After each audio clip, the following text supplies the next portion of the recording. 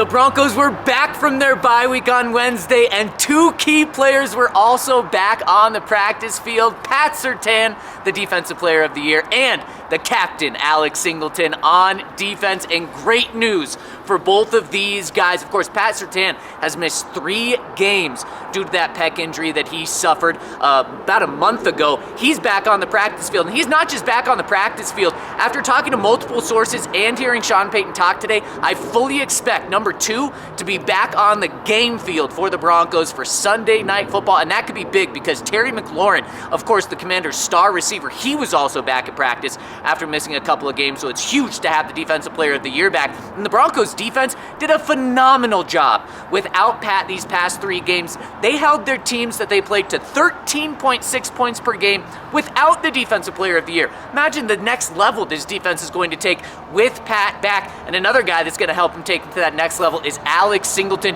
Of course, the very, very scary situation that he had a couple of weeks ago, found out that he was diagnosed with testicular cancer.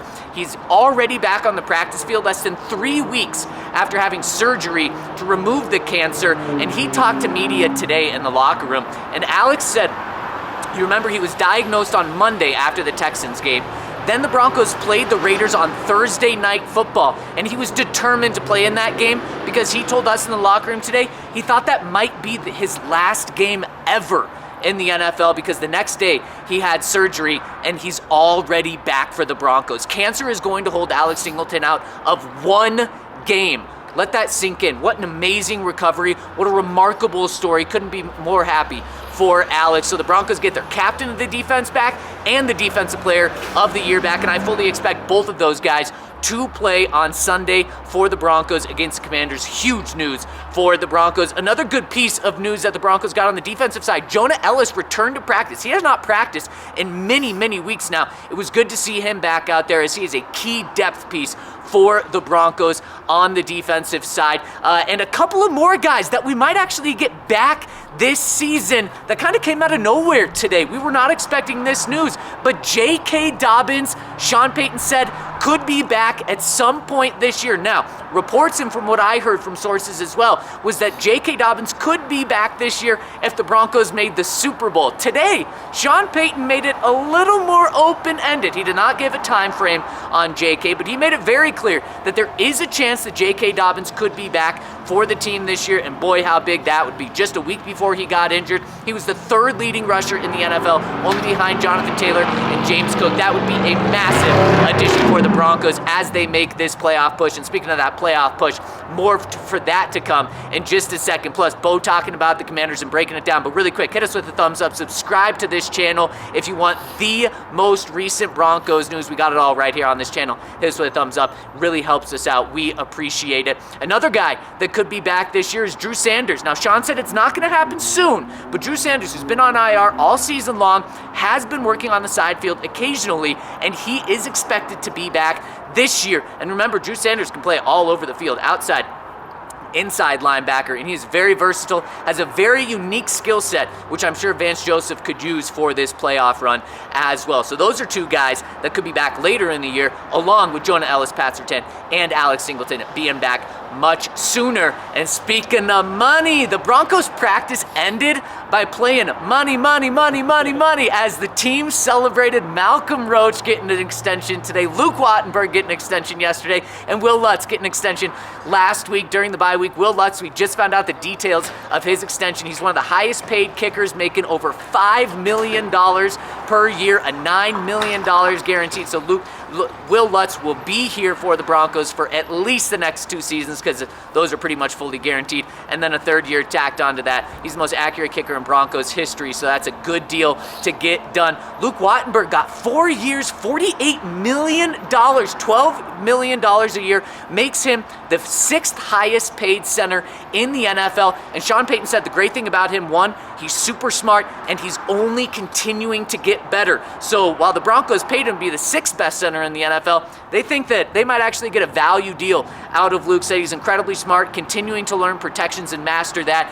and this is a guy that they have very high hopes for. He's only trending in the right direction. Luke said over the past week, he and the Broncos have been trading offers back and forth so he can finally sleep well as of last night, knowing that he has that deal officially in place. He signed that about 30 minutes before practice started today. And a guy that got the contract extension today, Malcolm Roach, and you could feel his enthusiasm. You could hear his excitement when talking about staying with the Broncos, because not only does he like this team because they're good, he loves the camaraderie that this team has. He says what's so cool is whenever a guy gets paid, everyone celebrates. And he says it's not like that everywhere. Everyone celebrates you. And so today was Malcolm Roach's day to be celebrated. He gets that deal. 3 years, $24 million a year, $8 million a season, which is over double what he was making before. He signed with the Broncos 2 years, $7 million, $3.5 million a year. He now gets a big bump to $8 million per year, and he can go up to almost $30 million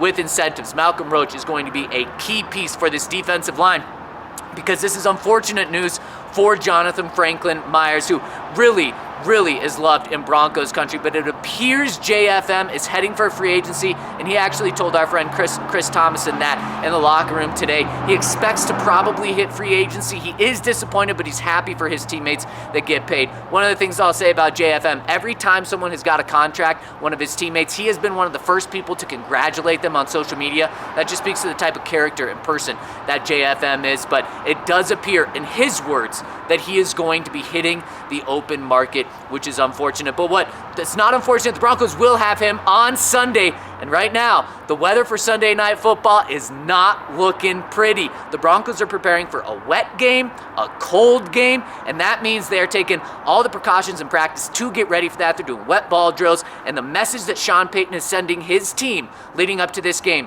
is two things travel in wet games, and that's a good defense and a good running game. And the Broncos are going to need both this week. And obviously they've had the best defense in the NFL this year. And their run game, Courtland Sutton has been encouraged with what he's seen recently. And they're going to have to do it without J.K. Dobbins, who definitely will be out. He's still on the injured reserve. Won't be back for weeks, if not months, if he does come back this season. So it's R.J. Harvey and Jaleel McLaughlin. And Sean Payton is very confident in that group, specifically with Jaleel. Even though he's only played in 2 games this year, Sean Payton is confident that that run game is going to translate, and they're going to need it this week. I asked Courtland Sutton how he feels about wet games, and he did a good job of saying, I don't like them. I would prefer not to play in them, but you know what? You got to go out and play in them. Yeah, some of the younger guys asked him what's it like playing in a wet, cold game, and he said, you just have to go do it, just like you do with any football game. So that's the Broncos' approach. Good defense, run game. Maybe look at the under if you're into betting odds for that. And the Broncos are gunning for the number 1 seed. That was one of Sean Payton's messages to this team coming back from the bye week, is there were 3 things. We got to take care of penalties. We got to improve the turnover battle, because right now the Broncos have a negative turnover differential, which is insane to think for a 9-2 team. They lead the league in penalties. And the other message from Sean is let's get that number 1 seed. Home field advantage is very important, especially what they just did against the Kansas City Chiefs this past week, having an incredibly loud crowd. Sean Payton said it was the loudest crowd that he's had in Denver since he's been here in 3 seasons. So he wants to go for that 1 seed. Alex Singleton told us in the locker room that they are gunning for that number 1 seed.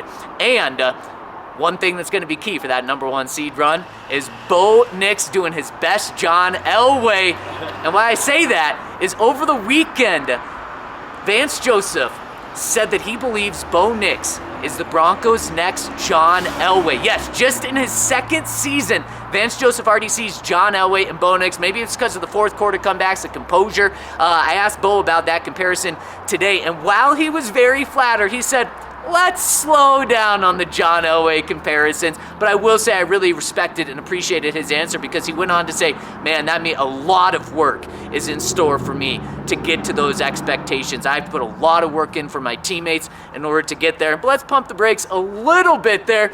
And I don't know, if he keeps doing all this 4th quarter magic stuff, that it's going to be a lot easier to say he is the Broncos' next John Elway. And speaking of Bo, he might be going up against a former Oregon Duck that was a top pick just like him.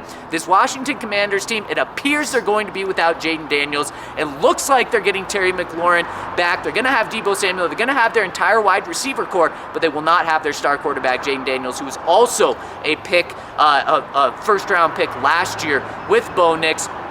But Marcus Mariota is their starting quarterback, and when Bo was talking about Mariota and their Oregon connection, he said, man, we're having Jarrett Stidham and Sam Ehlinger do the read options like Mariota does for our scout team, and they don't do it like Mariota does. He's a little bit faster than them, and we talked about the ground game, traveling in a wet game.